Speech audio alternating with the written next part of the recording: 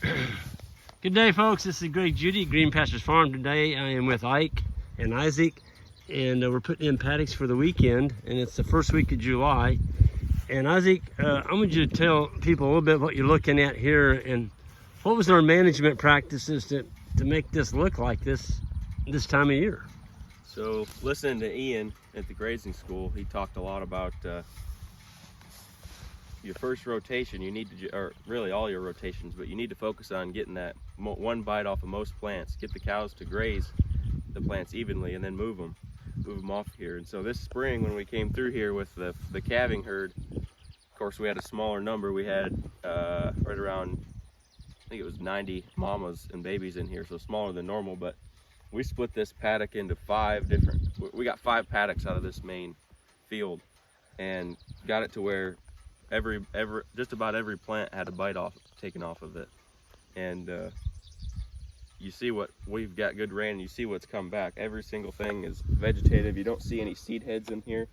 I mean, if you look across the distance, you see the seed heads, but if you look straight down, you know, that's what you're seeing at the distance, is a seed head here and a seed head here and a seed head here.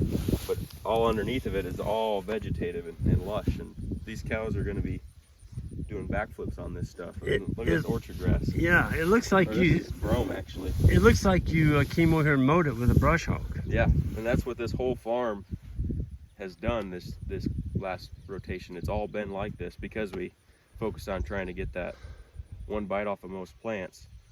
And it wasn't a sacrifice. You just have to know how, you just gotta try to tailor the cattle move just right. I mean, it's a little bit of a finesse, but yeah, if you're focusing on the one bite off most plants thought while you're grazing, and you're observing and adjusting accordingly, it's not that difficult to do. And then now we're reaping the benefits from that, the next rotation, and then going forward from here. So, well, Ike, if we had kept going, I know you all made the decision, we all kind of did, but mainly you all convinced me to leave off 1/3 of the farm.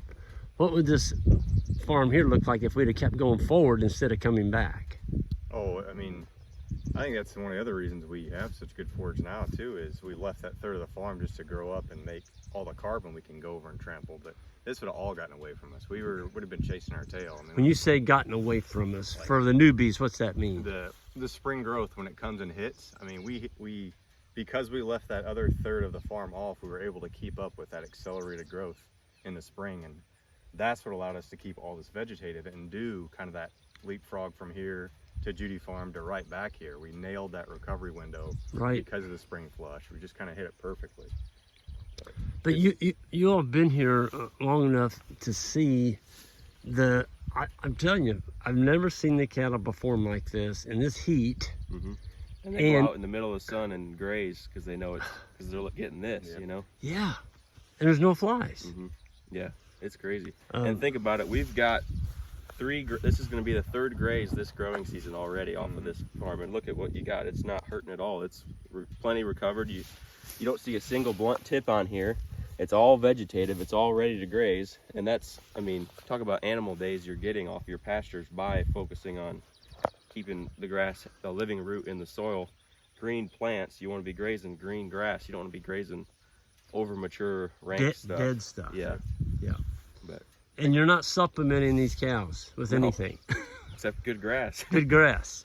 Yeah. Another thing that helped too is these paddocks coming out of winter, the way we hit them with the stockpile, we were able to clean off a little bit of that carbon coming into spring, because you can even tell some of the ridges up here where we didn't do such a good job. It's like, oh, it didn't get that explosion yet. It had all that carbon to work through first. But right. Most of it, we got really good, even a winter graze off of it. So that sets you up even better. I mean, it just goes back to your management's that important year-round sort of thing. Yeah. To set you up for the spring and your growing season. So it's just amazing to me that the cows are just absolutely rocking it. We did a cattle move, was it yesterday or the day before? At noon. I came with you. Yeah, it was Steve's yesterday.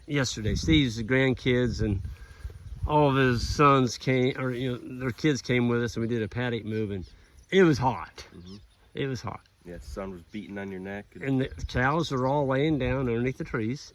And when you all went out there, you didn't have to push them. They followed us. They did. We didn't have to push them. And we left, there wasn't anything shaded up. They all grazed. Yeah. Even the calves, everything. Yeah.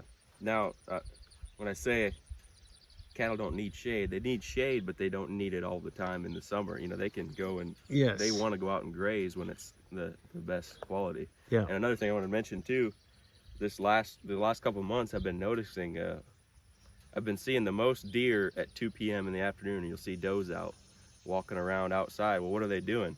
At 2 p.m. the bricks is the highest in the feed, and so they know they're going to leave their shade and go out when the grasses and the forages are the sweetest.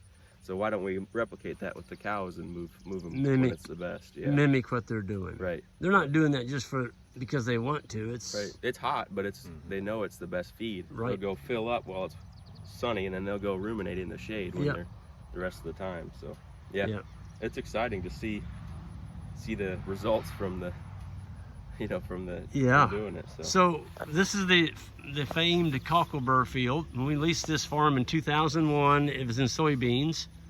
And Jan and I decided, we told Doc, we're not going to let you put soybeans back in, so we went to grass. Just but a little baby. Did you find a little baby cocklebur? Yeah, there's Real one weak right little there. fella. Look at that. That's the first one I've seen this year. Small little root, yeah. Yep. Folks, they were so thick in here that's all you could see was solid cockleburs. But so this rotation, you're not going to get 5 moves out of it. We're going to do, what'd you say? We're going to get 2 out of this. And so now that we've got the base at a vegetative state and we're not in the spring flush, it's not growing as quick. If we just come through and if we take of this blade, if we can take that and then leave, we're taking the energy that's in the plant. Yep. And it's got a huge solar panel to grow back. And now that we got 3 inches of rain the other day, it's July, it's getting hot, but this grass is, now that we're going to be getting off of it, it's going to start growing mass. And Ian talks about growing your haystack? You just take the top and let the bolt grow, and the next time you take the top. So where it started, where it started at 8 inches and you took 2 inches off, then it went to 12 inches and you took 3 inches off. Now you're at 9 inches. Now it's up to 16 inches. You take 3 inches off. You just keep growing that bulk of your feed until the dormant season. And each time you do that, the animals are harvesting quality feed. Yeah. So you don't have all this health issues. Cows losing weight going into the fall, which you don't want to do. Yeah. So I'm a believer in it. Yeah. I mean, I've never seen such beautiful pastures in July that didn't look like they needed a brush hog on them. So it's going to be exciting though when we leave Doc's. Explain a little bit what's in front of us here, Ike. Oh, that was the other third of the farm we left off to graze docks this way, keep it vegetative in the Judy farm. So it's got a lot of just standing, stuff we haven't hit yet in the spring that's gotten good growth on it, which is some areas needed a rest to let those roots grow a little bit deeper. But there's going to be a lot of it we're going to lay over for carbon, which is going to do great for the soil. Yeah. And take the cattle in there and take it in there and just trample. Yeah. Focus on, still keep the animal performance up, but really getting them to trample it. Well, I heard you all discuss maybe doing ultra high stock density where you're moving them like maybe every 30 minutes or something. Yeah, we've mentioned maybe each one of us take a turn each day, staying with them and moving them every hour or whatever. And through that whole farm just to lay it down on the ground. And then you think about that, lay that flat, get off of there in end of July and come back on the Judy farm and this farm that are going to be probably recovered by then and just tip graze them. Well, what's that doing? That's growing stockpile as well. And so we're just growing a stockpile throughout the whole summer. So. Yeah. I'm excited. When you go out and you look at your animals, we had some folks here yesterday, they hadn't been around the cow herd in the summertime. They come up for deer season, but they hadn't seen him in the summer. And Craig made the comment, he's like, Greg, they're so shiny. It looks like you took a grease rag to them. And they did look shiny. They did look shiny. So yeah, animals are shiny and oily. You got something going in the right direction. So I want to just thank both of you all for doing a great job with our cow herd. It's just wonderful to have you all part of the team. And let's just keep cranking this thing. That's right, absolutely.